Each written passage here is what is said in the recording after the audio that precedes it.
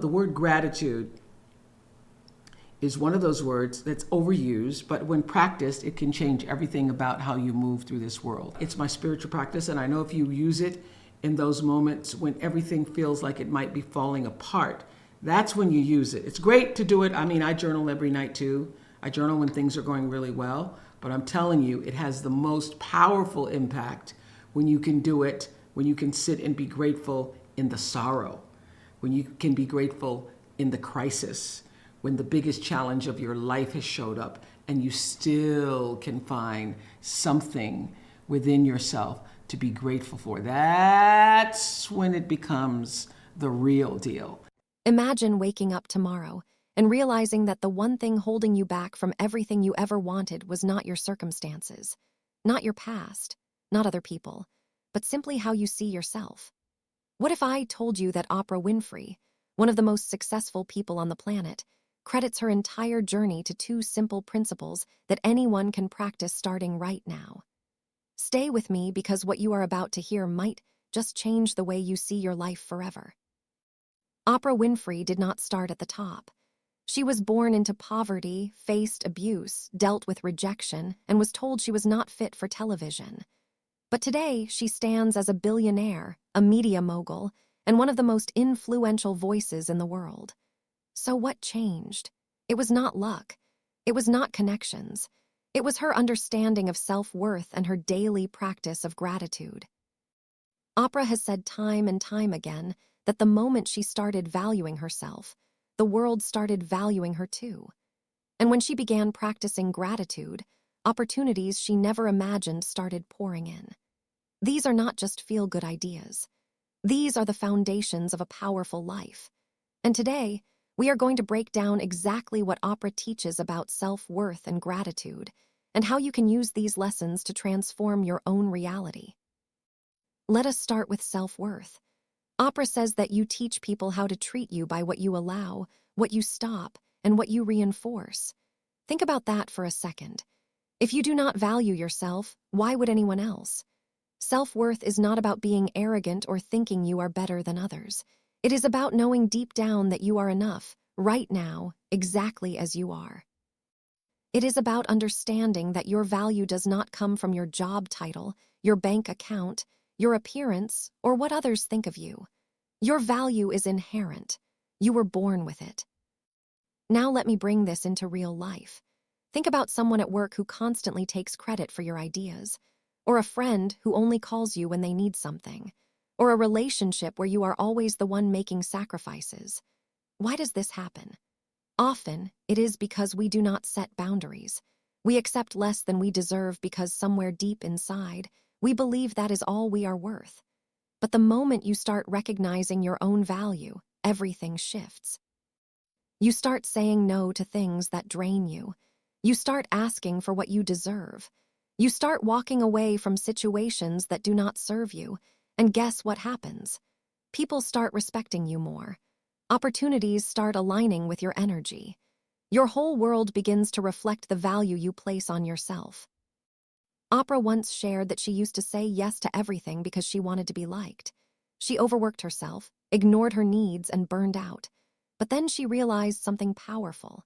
She realized that every time she said yes when she meant no, she was betraying herself.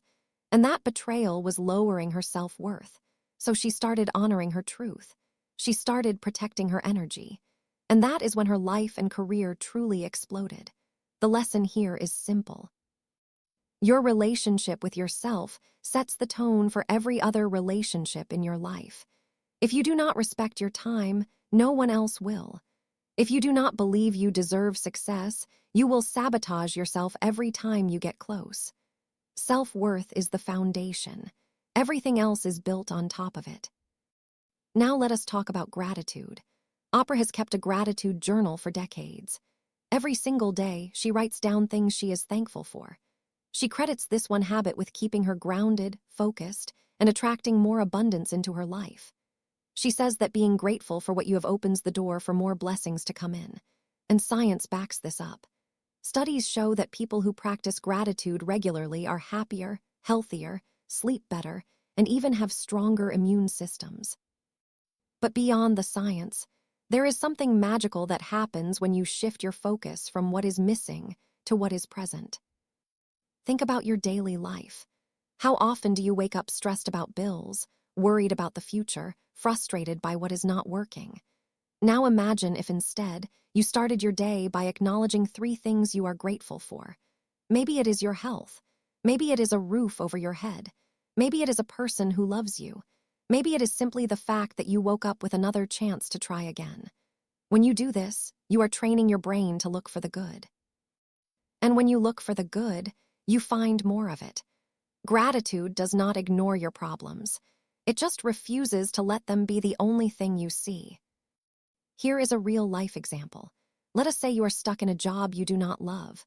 You could spend every day complaining about your boss, your pay, your hours.